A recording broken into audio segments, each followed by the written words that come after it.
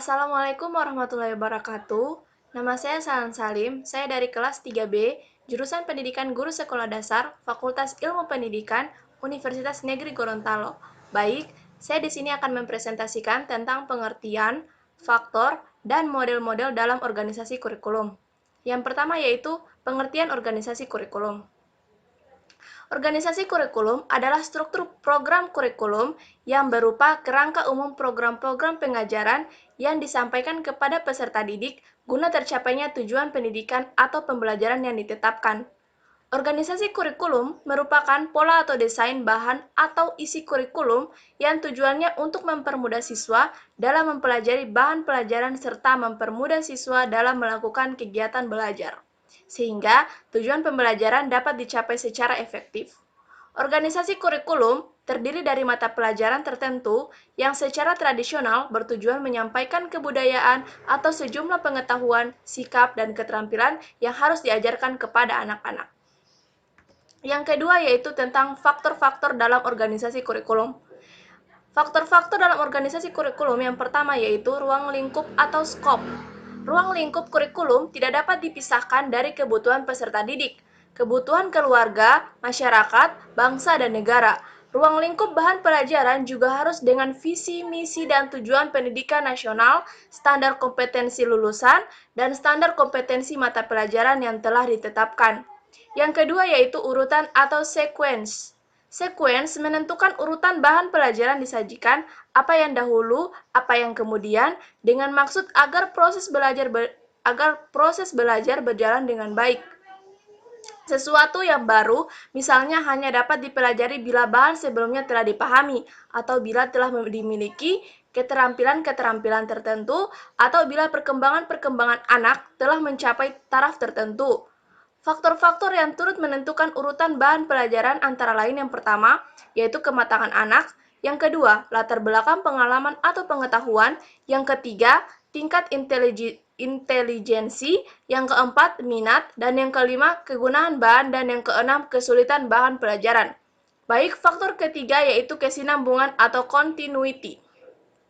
Kontinuitas kurikulum dalam organisasi kurikulum perlu diperhatikan terutama berkaitan dengan substansi bahan yang dipelajari siswa, jangan sampai terjadi pengulangan ataupun loncat-loncat yang tidak jelas tingkat kesukarannya. Pendekatan spiral merupakan salah satu upaya dalam menerapkan faktor ini. Artinya, materi yang dipelajari siswa semakin lama semakin mendalam yang dikembangkan berdasarkan keluasan secara vertikal maupun horizontal. Yang keempat yaitu terpadu atau integrated. Faktor ini berangkat dari asumsi bahwa bidang-bidang kehidupan memerlukan pemecahan secara multidisiplin.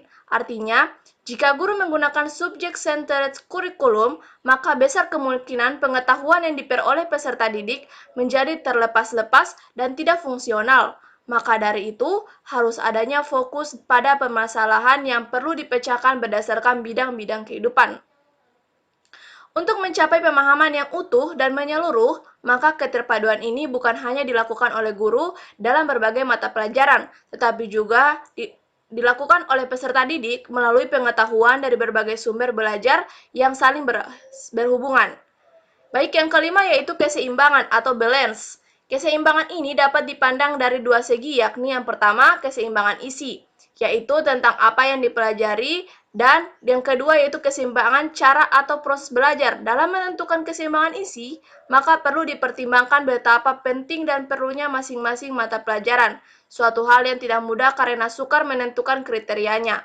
Ada yang menganggap bahwa semua mata pelajaran sama pentingnya dari segi edukatif, ekonomi, studi lanjutan, pembangunan negara, dan sebagainya. Masalah keseimbangan atau balance ini kurang dirasakan pada sekolah komprehensif yang menggunakan sistem kredit. Baik, faktor yang terakhir yaitu waktu atau times. Kurikulum akhirnya harus dituangkan dalam bentuk mata pelajaran atau kegiatan belajar beserta waktu yang disediakan untuk masing-masing mata pelajaran. Di sini dihadapi masalah distribusi atau pembagian waktu yang harus menjawab pertanyaan seperti berapa tahun suatu mata pelajaran harus diberikan, berapa kali seminggu, dan berapa lama tiap mata pelajaran. Apakah mata pelajaran itu dipadatkan pada satu semester ataukah disebarkan selama beberapa tahun? Penelitian tentang distribusi dan efektivitas kurikulum sangat langka, maka karena itu distribusi waktu kebanyakan didasarkan atas tradisi pengalaman atau pertimbangan para pengembang kurikulum. Sering juga terjadi tawar-menawar. Sebagai pasangan, biasanya digunakan betapa pentingnya nilai dan tujuan mata pelajaran. Nilai ini dapat berubah menurut keadaan zaman sehingga jumlah jam yang disediakan dapat berkurang atau bertambah. Baik, materi ketiga yaitu tentang model-model organisasi kurikulum. Model-model organisasi kurikulum di Indonesia yang pertama yaitu kurikulum berdasarkan mata pelajaran atau subject centered kurikulum. Kurikulum ini bertujuan agar generasi muda mengenal hasil kebudayaan dan pengetahuan umat manusia yang telah dikumpulkan sejak berabad-abad, agar mereka tak perlu mencari dan menemukan kembali apa yang telah diperoleh generasi-generasi terdahulu.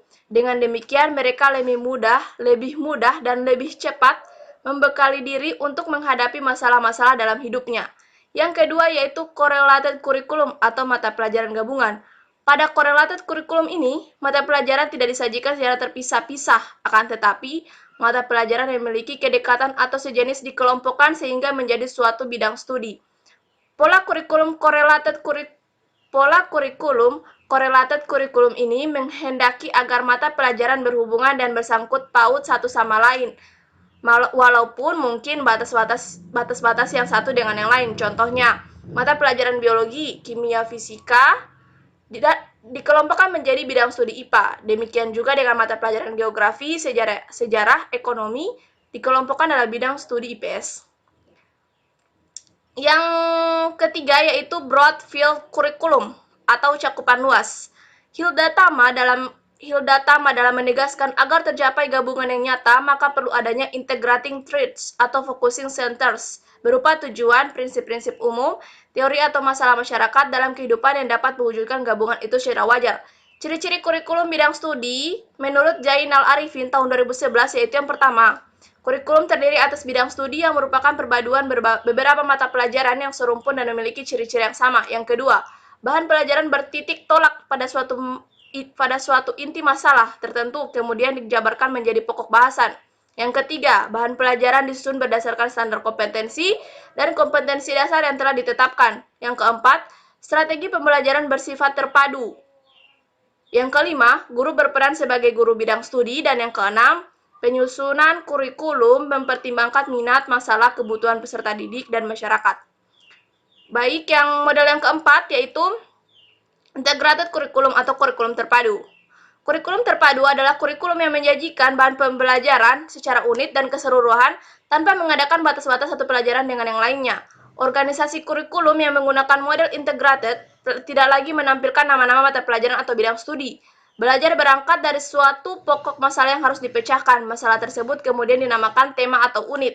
Belajar berdasarkan unit bukan hanya menghafal sejumlah fakta, tetapi juga mencari dan menganalisis fakta sebagai bahan untuk memecahkan masalah.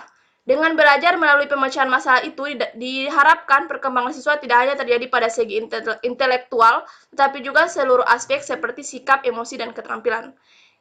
Model yang kelima yaitu kurikulum inti atau core kurikulum. Kurikulum inti merupakan bagian dari kurikulum terpadu. Ada beberapa karakteristik yang dapat dikaji dalam kurikulum ini yaitu yang pertama, kurikulum ini direncanakan secara berkelanjutan, selalu berkaitan dan direncanakan secara terus-menerus. Yang kedua, isi kurikulum yang dikembangkan merupakan rangkaian dari pengalaman yang saling berkaitan. Yang ketiga, isi kurikulum selalu mengambil atas dasar masalah maupun problema yang dihadapi secara aktual. Yang keempat, isi kurikulum cenderung mengambil atau mengangkat substansi yang bersifat pribadi maupun sosial. Dan yang terakhir yaitu isi kurikulum ini lebih difokuskan berlaku untuk semua siswa, sehingga kurikulum ini sebagai kurikulum umum tetapi substansinya bersifat problema, pribadi, sosial, dan pengalaman yang terpadu. Model yang terakhir yaitu experience atau activity kurikulum.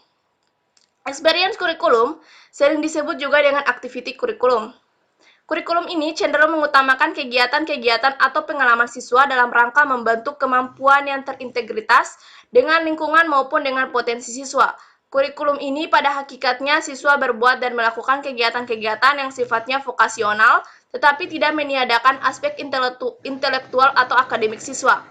Aktiviti kurikulum menonjolkan bahwa kurikulum itu mengutamakan kegiatan dan pengalaman anak, walaupun dalam tiap kurikulum anak dapat diberikan Berbagai kegiatan dan pengalaman, kurikulum harus disusun bersama oleh guru dan peserta didik dengan penekanan utama pada prosedur pemecahan masalah. Baik, sekian materi dari saya ucapkan banyak terima kasih. Mohon maaf apabila ada kekurangan dari apa yang saya sampaikan. Wabillahi taufiq wal hidayah. Wassalamualaikum warahmatullahi wabarakatuh.